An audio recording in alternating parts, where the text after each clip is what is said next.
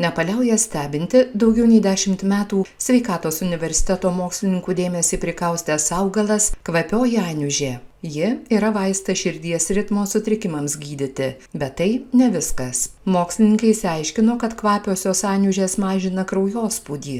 Kad veikia ne tai, kad į arterinį kraujospūdį, daugiau veikia į diastolinį kraujospūdį.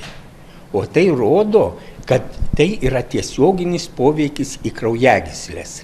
Tolimesni mūsų tyrimai parodė, kad netgi gali veikti ir į prostatą. Tokie tyrimai, tokie duomenys, mums leidžia teigti, kad kvapioji aniužė gali būti naudojama, vietoj kelių vaistų, kai žmonės turi kelias patologijas, kelius nusiskundimus. Kvapioji aniužė pasaulyje žinoma tūkstančius metų. Azijos šalyse laikoma panacėja, vaistų kone nuo visų ligų. Bet toksikologinių tyrimų iki šiol niekas nebuvo atlikęs.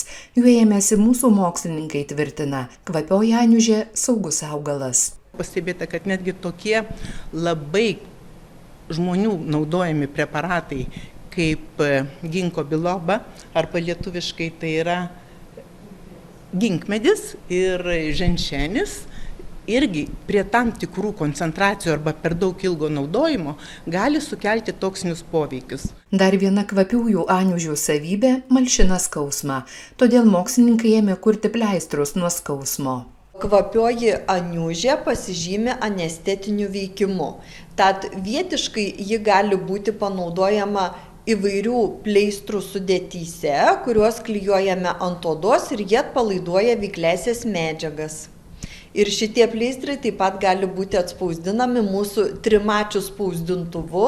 Pirmąjį mūsų šalyje tokį trimatį vaistų spausdintuvą pavasarį nusipirko Lietuvos sveikatos mokslų universitetas už daugiau nei 100 000 eurų. Tokie vos keli visoje Europoje, Vokietijoje ir Ispanijoje. Forma irgi svarbu galbūt. Farmacijos fakulteto mokslininkai ieško, kaip į 3D tabletes įspausdinti vaistą aritmijai gydyti iš kvapiųjų aniužių žolės. Šiuo metu bandome įvesti kvapiųjų aniužių vyraujančius pavienius komponentus, tai yra ketonus ir patį eterinį aliejų į kietą farmacinę formą, tai pasitelkiant 3D spausdinimo technologiją. Kada vaistas iš kvapiųjų aniužių pateks į rinką, mokslininkai negali pasakyti. Tai esą ilgas procesas, galintis trukti iki 14 metų. Jeigu mes kalbėsime kaip apie vaisto kategoriją, tikrai dar reikia daug laiko. Bet jeigu mes kalbėsime kaip apie maisto papildą arba medicinos priemonę, tai gali įvykti ir greičiau. Tyrimų su kvapiosiomis aniužėmis atlikta daug, planuojama dar daugiau. Aiškinamasi, kaip preparatai galėtų veikti nervų sistemą. Reporterė Loreta Mačiulienė, Kaunas.